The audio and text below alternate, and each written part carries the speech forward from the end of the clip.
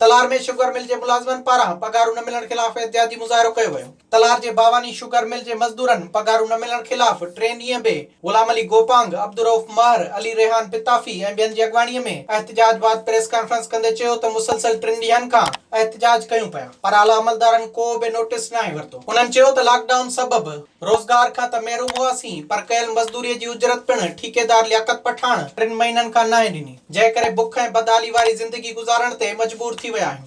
3 ॾींहं थी विया आहिनि, असीं विया आहियूं 3 ॾींहंनि में हुजे थो हाणे ऐं तव्हांखे नथो ॾेई सघां ठेकेदार खां वञी वठो, पर ठेकेदार खे ठेको तलार वारनि ॾिनो आहिनि, उहो असांखे घुराए ॾियनि।